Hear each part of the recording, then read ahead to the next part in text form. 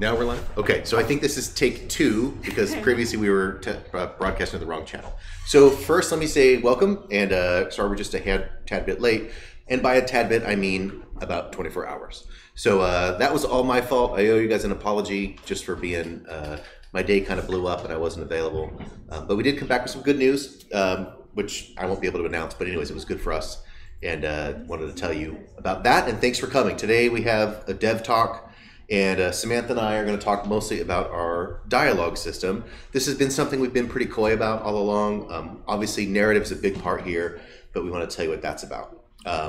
Before we do that, I wanted to show you something that we got in the mail. This is a blanket / tapestry that Nova Nocturne made. And she did the design all by herself, and you know, it's just gorgeous. And then somehow got it to some outfit that turns it into a blanket, like a tapestry thing. It's so cool. So this is just brilliant, and thank you so much, Nova. This is really exciting. And anyone who wants to bug her, well, just bug her. She's actually really awesome. So thank you very much, and we're going to sit on this all day, if that's all right. So have you been on camera before? Not really. Not really, okay. Not talking. So this is Samantha. Samantha is here, and she has become basically just this invaluable part of all that we do here, from writing to programming to scene design. So she's just been really awesome. But today we're going to talk about dialogue because she came in here wanting to be a writer and decided instead to do all the other things and writing. So why don't you tell us what you're going to show, and then we'll kind of talk about the goals first. So step on out. All right, so what we got here is Hilltop Camp. Which will be the first level in the game. So it's got the rough script in, and there are a few bugs that are still being ironed out. But they recently got the pretty UI in, so it all looks nice, and little character portraits of Bob when they talk, and it's great. Now, except the choice dialogue, those tools Except are... that. Okay, so there's still a little bit UI to work on, but let's see what we got. Yeah. So when the choices come up, they'll look pretty obviously not in place, but... Now, do they get audio on this? Can they hear it? I don't know, actually. Okay, so this is actually an introductory cutscene, and so we're going to be using some of these animated cutscenes. This may or may not, frankly, be final art. The truth is that Jeremy put these together, and he's one of these guys who puts together the gorgeous things like with one hand behind his back. And people seem to really like them, and so we're a little bit mixed on whether or not we want to make these more detailed or not. But there's dialogue going on here, and it's setting up the scene, so kind of an introductory bit, and then I believe is X. How do we skip? Do you remember, Josh? What's the skip button? Is it E? Is it just click? Click. Okay. Click. So we continue to use cutscenes here and there in certain places, and so we set up this little introductory scene for initiation.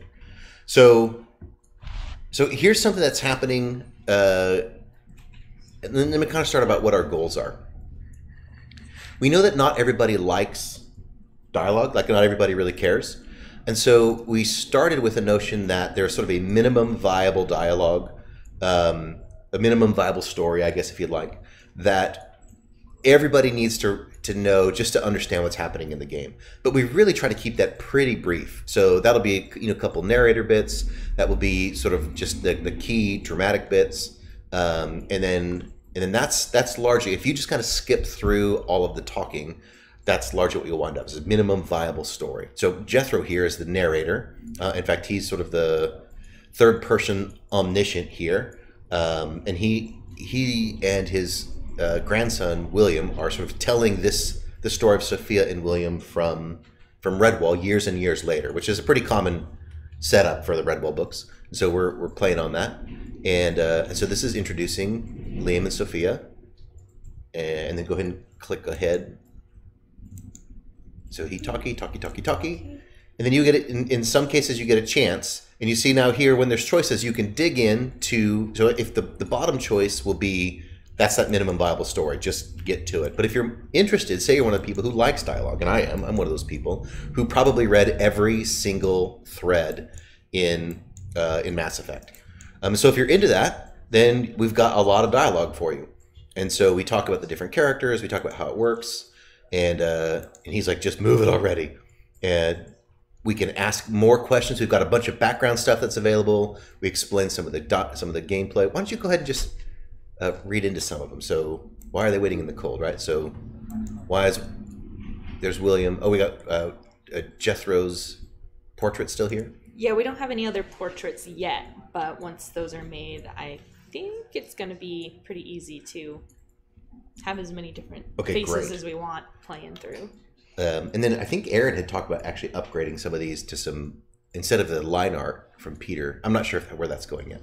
But we got the portraits, and they can also support emotion. So you'll have like smiling Jethro, frowning Jethro, whatever. So they can also emote through the little portrait. And they talk, and they talk.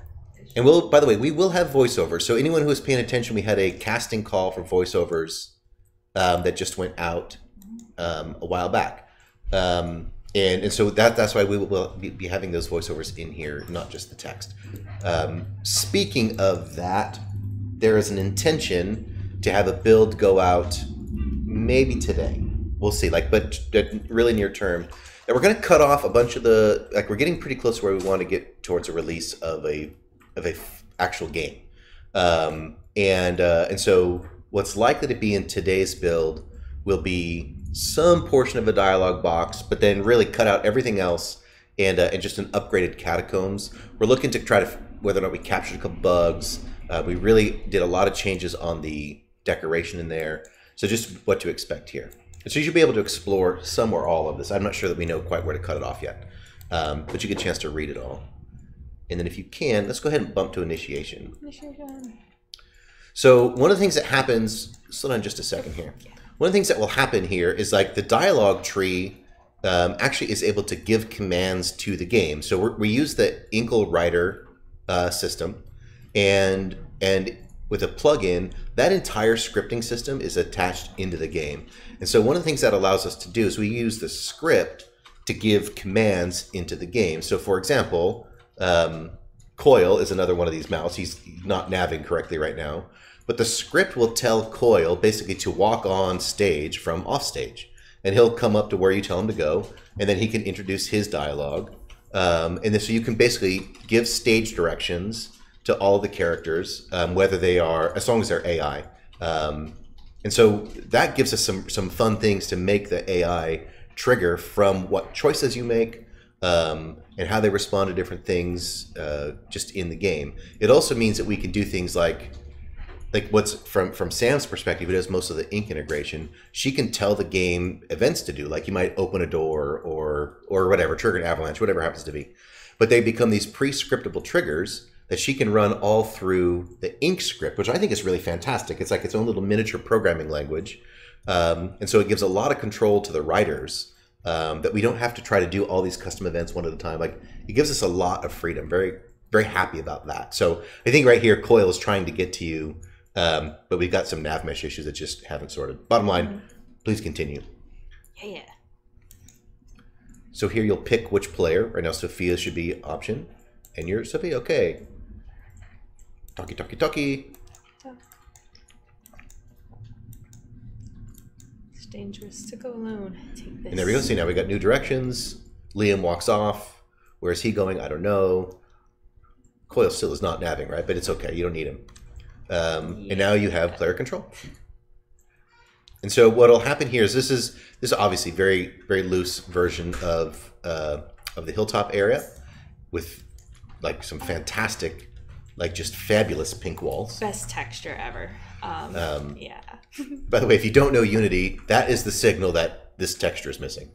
So so as we get to walk around, and you'll get to see some additional characters. Goodness, what is happening? Oh. You got your collider in the wrong place. That's okay. All right. So move through the balance beam. She looks like she's drunk. Go home, Sophia. You're drunk.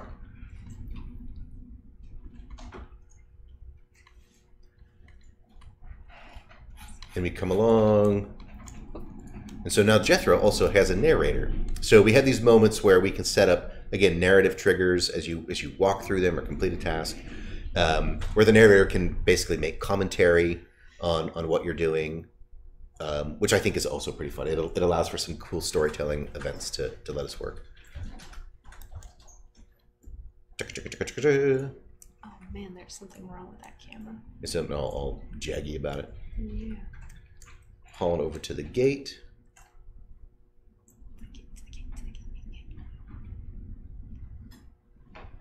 Where we find Fraby and Laban.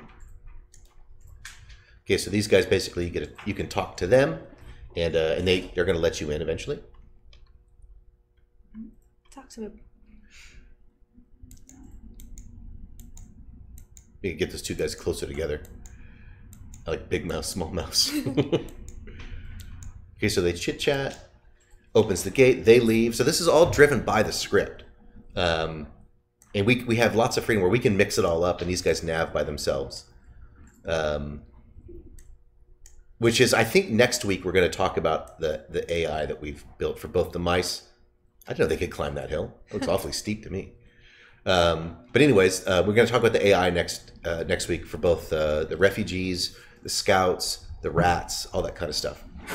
So anyways, we walk up here in Hilltop Camp, and we tell these characters where to go. And so they take up a predefined position on the map, and they'll do kind of roughly what we decided them to do, or walk in circles to make a nest. Nice little dance. But now this allows you to explore this area. So Hilltop Camp will be, so every act is going to have 3 scenes. There'll be basically an exploration scene, which allows you, there's not a time pressure. You can kind of walk around, do what you want. And this will be an opportunity for lots and lots of dialogue. So going back to kind of this 3-layer story that I mentioned, we have the minimum viable story for people who don't care.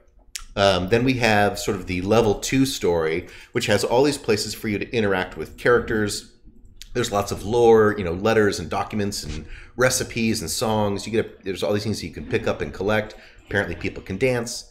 And also they will give you, like these are, they will give you information. Talking to one person might unlock dialogue on another person, et cetera, et cetera. So pretty standard dialogue tree stuff. But then there's a 3rd layer that we have a prototype of, but we won't have in the first build, which is where we push that even farther with a card game that in between levels, if you're really into this stuff, we've created a card game where you can basically trade stories with people. So you sort of gamble and you say like, well, I'll tell you my story if you tell me yours. And then whoever wins the card game sort of owes you a memory, so to speak. So we've kind of monetized that whole thing. And those will be stories and bits that you can't get anywhere else. So here we're sort of looking at the level 2, Demon Mouse. Goodness. Which one is that? That's Tessa. Okay. She's yep. She's huge. Okay, so anyways, we've got all these different characters, and they'll all talk to each other and move around. Did we tell anybody about the mailboxes? I don't think so yet. So I mentioned that there's lore available. So some of those are just documents that you pick up. But we thought, kind of as we went by, we had this fun idea that you also might have an opportunity to bring letters back and forth between different locations. Ultimately, it's just sort of a document system that has kind of a quest attached to it. So you get to play mailman between different levels. And if you like, then there's your mysterious voice bug. And if you like, you can get into it and you can deliver letters, and it kind of gives you points for that kind of thing. But it's mostly that you get to read other people's mail. It's another way to expose kind of different storylines and different ideas. Okay, see what happened there is here I talked to Rootsworth, which basically moved the quest forward, which means that Robin went off to his next. What was this called on stage? There was a name for this, where like your next space, right? So he moved, and so we give blocking commands to the characters, and they move around. This is probably really easy for anyone who. Well, I think it's fantastic, but I bet you lots of people do it already. And let's see, what else do you want to do? Is there anything else in particular here?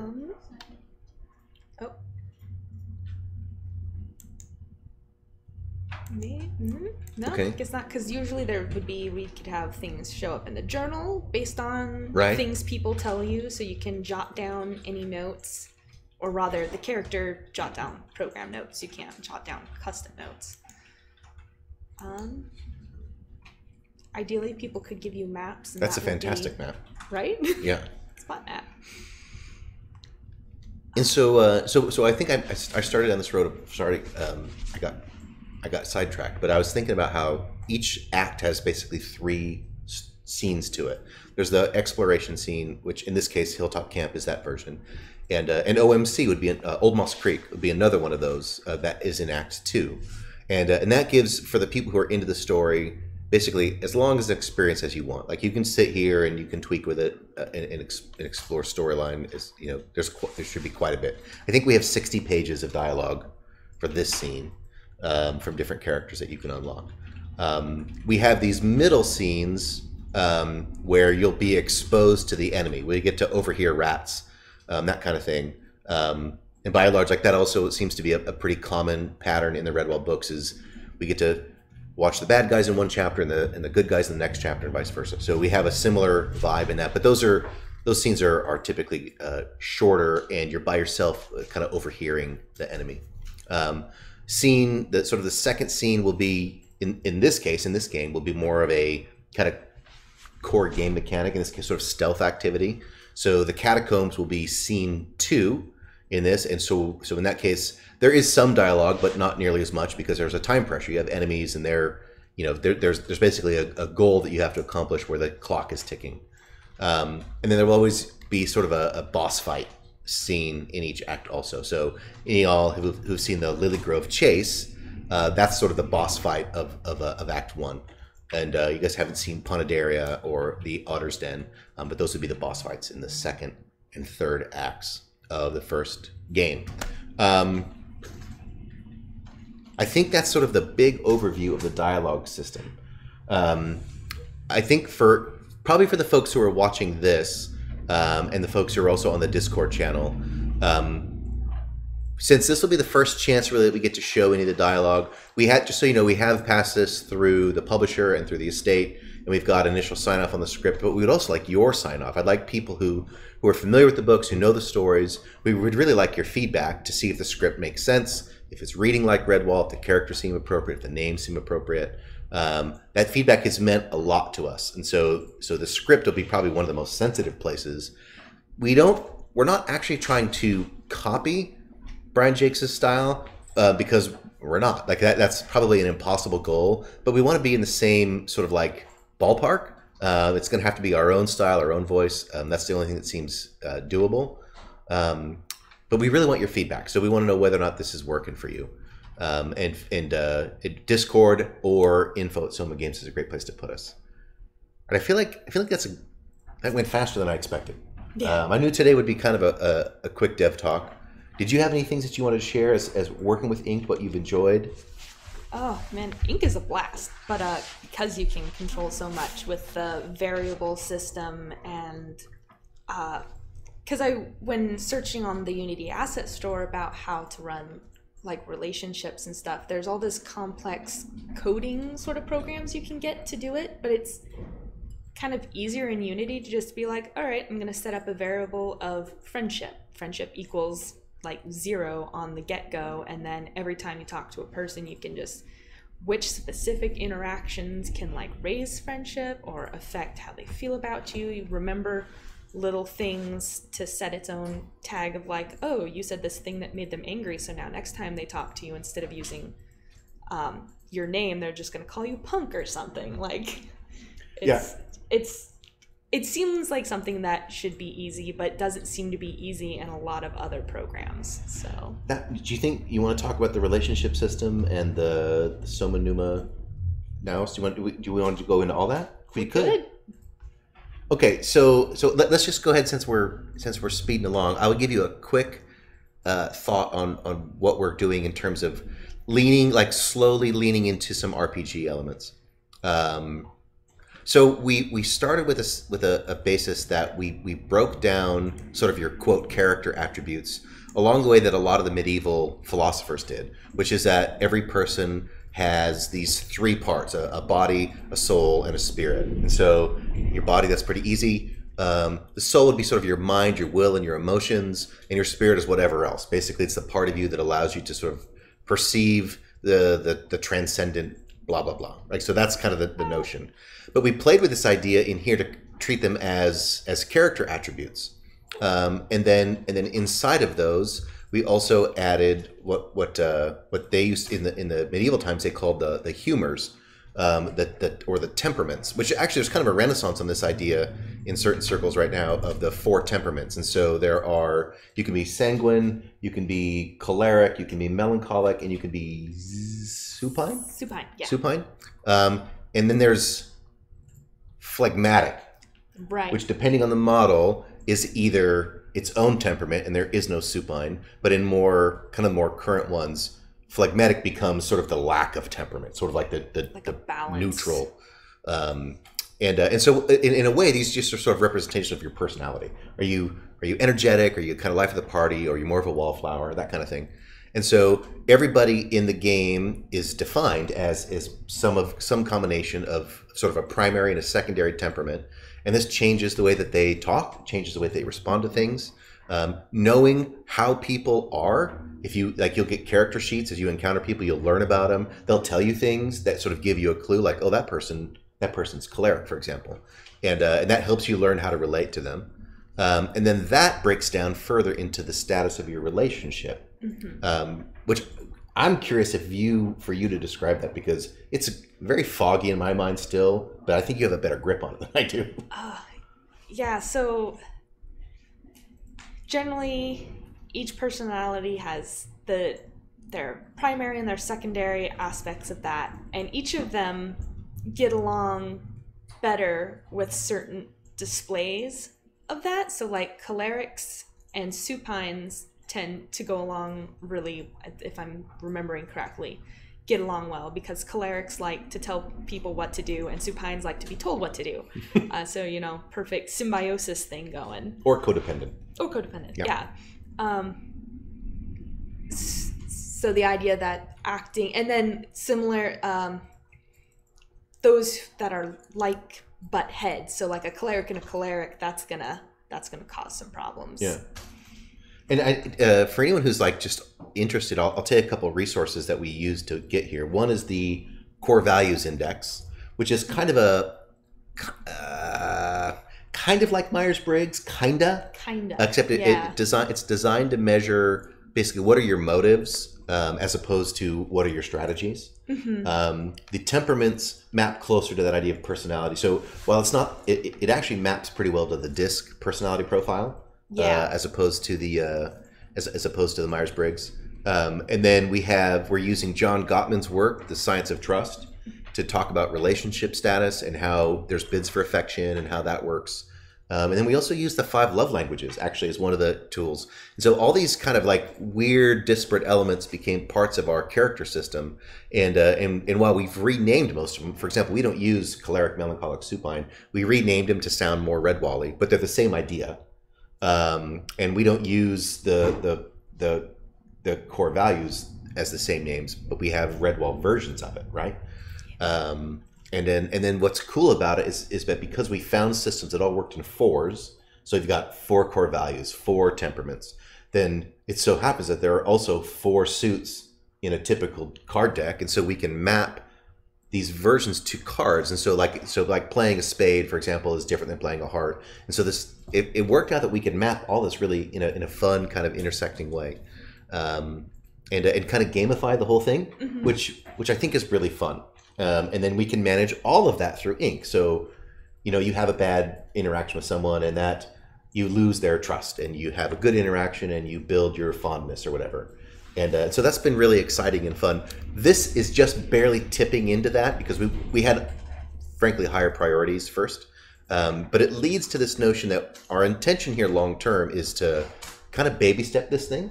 And what we hope is that the whole system gets richer and richer and fuller as we release more and more episodes. So it sounds like we got a stack of questions. Indeed. I hit it. Will the relationship system be anything like Harvest Moon, Stardew Valley, etc. from Nova? Figures. I think that we've got something that we want to make both more visible and more manipulatable. I don't know how you felt, but for me, Harvest Moon felt a little fuzzy. it's like you do your rounds as relationship building is more of a chore rather than an organic thing, which, you know, can still be fun in its own right. But, you know, you're bringing the same person the same gift every day instead of offering different bids of affection, or I guess the bid is asking for affection. But imagine if like something like Harvest Moon, where instead of giving somebody a gift, you could just spend time with them and up your relationship that way. Yeah. And I think that's something we'd like to get in there. So you could bring them a gift, but you could also offer to help them or just spend time with them, give them a hug, and that would probably be better for raise more relationship in some individuals than a gift would. I do think if you liked Harvest Moon, which I did, then you'll like this. I think that's probably that might be a more meaningful answer to Nova's question. Even if the metrics aren't the same, I think you'll like it in the same way. I hope. Hopefully, yeah. Okay.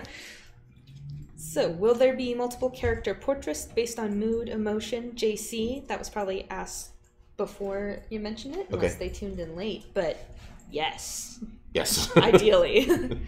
That's just one thing at a time. So it's in the priority list, but definitely that will be there.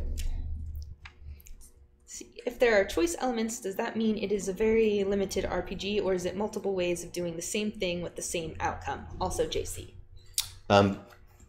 There should be, and so part of this is that we're feeling our way through this. There's the minimum viable story, which is sort of sacrosanct. Like, you won't be able to blow up sort of the main story, except by, you in normal ways that you would fail.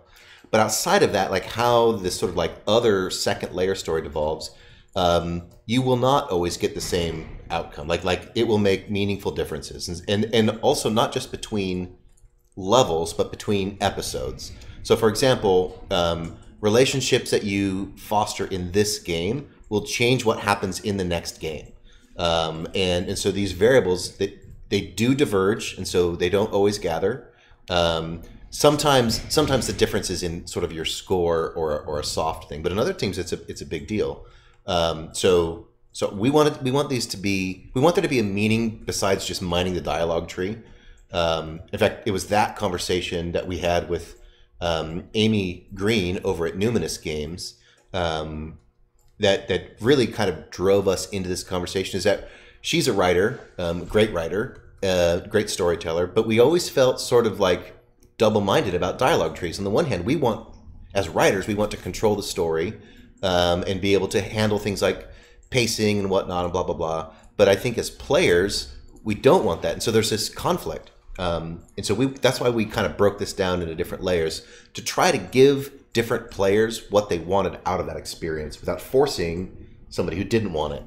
And I think that as a player, I want my choices to be meaningful. Yes, generally. Yeah. I mean, I don't want the thing like, here's your choices. You can save the galaxy or murder the puppy. Like when there's like really weird, like, come on, that's not really a choice. Yeah. Like, we don't want any of that either. That happened. I know. You're like, that's not a choice. Yeah. I'm saving the puppy, obviously. Of course. Will there be a record that you can review of who you talked to and what was said? From Peter Benoit. Oh, is that from Peter? Are you going to write that, Peter? So I'll tell you, I don't know about that, Peter. The question was whether or not there's going to be a written record of it. We could. We did something like that in G Prime. Let you go back and see it. And while it's not a technological problem, it becomes kind of burdensome, if you ask me. Especially because if I've got 60 pages of dialogue here, then that suggests 60 pages of dialogue in your game. And that's just a truckload. The results of the dialogue, I think, will be clearer. I don't know. The truth is, I don't know. Anything important will probably be jotted down in your journal in a condensed form, also in Sophia's voice, rather than the person's who told you the stuff. So if Albert says, hey, I think I smelled a rat in the other room, then you could go to your journal and that same information, like, hint the rat is in the other room, but it would be Sophia's like hand jotted, like, Albert said there was a rat in the other room. I don't know, seems a little fishy to me. Like, what would a rat be doing down here? Did you say rather? Yes. Huh. Hey, Chris. Peter says that he remembers you mentioning something similar to Diablo or something. Yes. About the journal. Is that in Diablo? Hey, but apparently I got to Like- talk to Peter about this. To rehear important topics, he might not be remembering right now. Okay.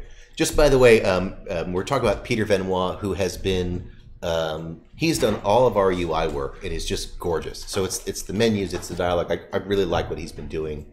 Pretty. And so just so you know, like he's an insider, and apparently he doesn't even know what we're doing, which is probably a communication problem. See, it glows and So Peter, let's make sure we talk about that. Isn't that pretty? It's just gorgeous, and I don't think this is even done yet. Like there's animation and funness, and there's just cool stuff. it glows. What? Yeah. It is. It's gorgeous. I like it a lot.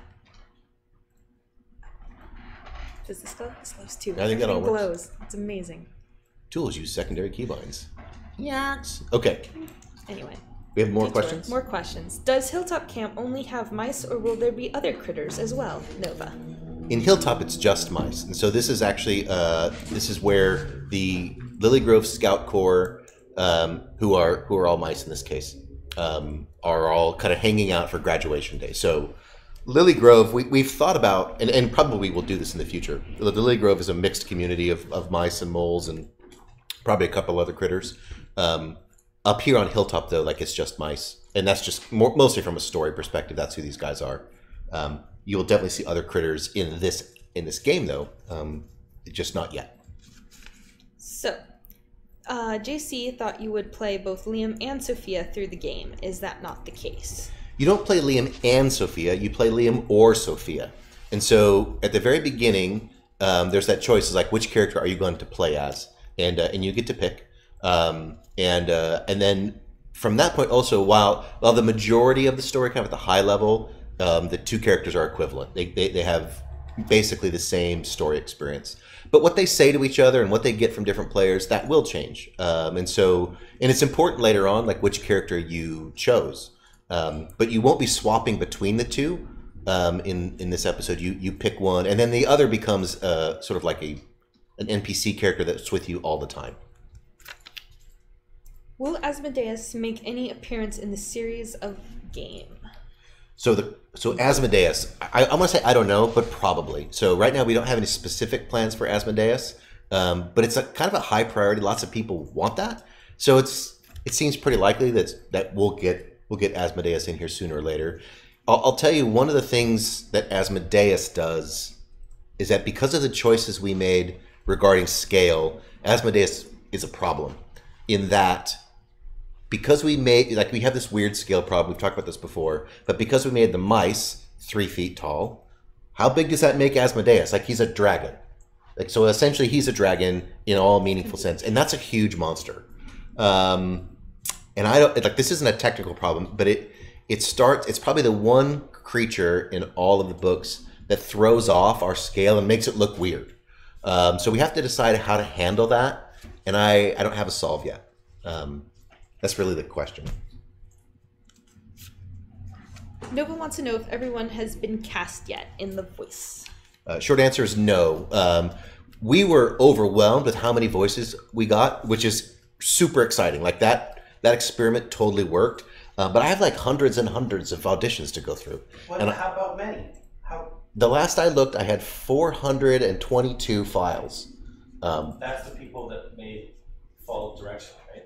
Those are the people who followed directions. To say nothing for the people who didn't. So it's a truckload, and I'm going through that, but we haven't made decisions yet. And to be clear, like this is a decision that the publisher has a voice in, and so we don't get to make the decision all on our own anyway.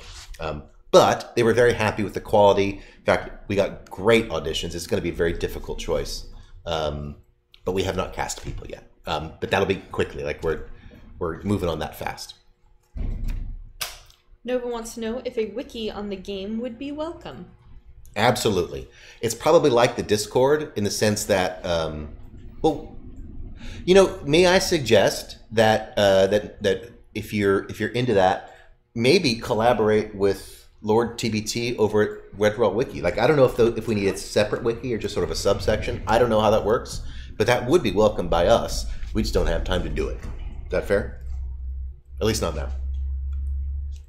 How many mouse skins might end up in the game across PCs and NPCs? How many skins? That's probably different texture / color. skin, we've got 2, but then everybody gets custom clothes and colors. Yeah. Hi. Here's our art director. Can they see Aaron? Yeah, they can see her. To answer that question, you have Sophia, you have Liam, Albert.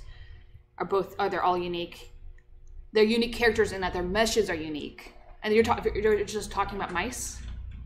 It says mouse, but I mean, you Okay, could mice. add I'm only the going mole. if I remember correctly, our list of mice totals at 22. Not all, some of them will share the same meshes. Some of them will, but all of them will have different textures. At the very least, where maybe their clothing looks the same, but their skin looks different. Actually, biggest example of that is going to be with the scouts. They share the same uniform for the most part, with the exceptions of a couple of hats and maybe like slight variations. Yeah. It might be worth pointing out, like, we don't have all the current skins in this scene. Like, this, I think we just copied 2. We're still means fur patterns. Huh? fur patterns. Yeah.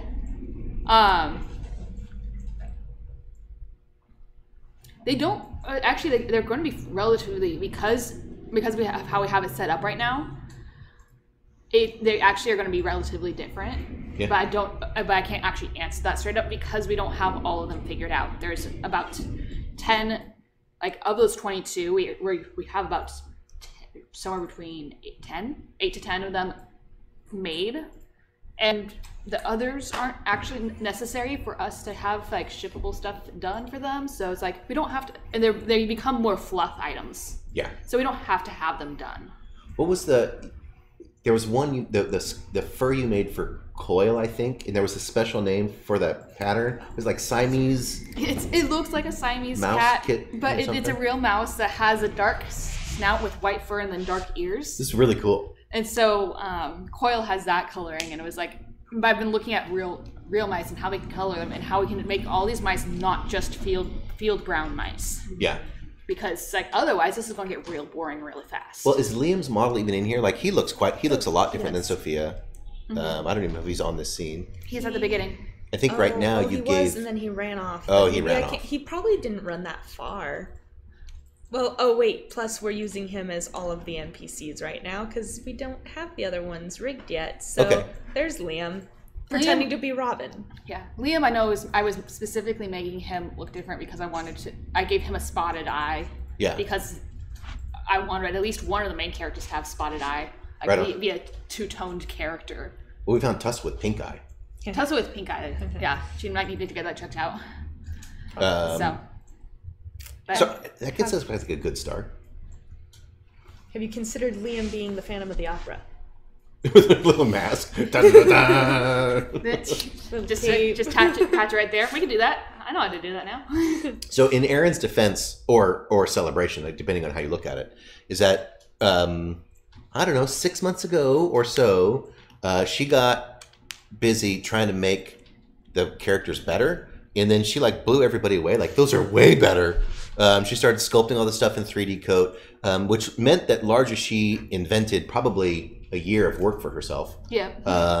Which is awesome. But it winds up competing with all the other things. So we're going to add in different skins. And I think probably one of the most common requests we get from people is essentially the ability to customize their character. Sooner or later, we're going to do something. I don't yet know what. And frankly, it's a huge lift. It becomes like our asset list goes way bigger. But sooner or later, that will get in because people want it, and that's cool. We'll go from there. Mm-hmm. So we're going to see if we can't get Aaron some proteges to help. In fact, if you're good with 3D Coat, send her a letter, and maybe we can get those in faster. Is that fair? Sure. If I got 400 voice auditions, who knows? We'll see. Sure. Thank you for adding to my workload. Can of worms. All right, Samantha, did you want to show anything else? Oh, I don't know. Do you want a sneak peek, just Catacombs? I don't know what status is on this build. That is a good... We'll see if it's set up to go. We're going to see what happens here. We've been spending a lot of work updating art on Catacombs and Lily Grove. And so this is just a little bit of bonus. If you came for the dialogue discussion, it's over. And you can go about your business. But we thought if we got a couple more minutes, we'll show you what's going on here. But I don't know actually what's on this computer. So this may be out of date or not. It was updated yesterday, so It'll be outdated. it'll be outdated. Yeah, And probably broken. but not that much. if it plays. We got this frozen leaf of death. That's better than the blue screen. It's true. At least we can recover from this. Well, just a quick question. Emily, are there any other closing questions? I see chat over there, but I can't tell what they're chatting about. Lots of Think smiley we're good? faces. Okay. You know what? On second thought, I think I'd rather make Catacombs a surprise. Because I think we're likely to have a release in the next 24, 48 hours. So y'all can just wait. And I hope you like it. The art team's put in a ton of decal systems and lighting. Like there's a ton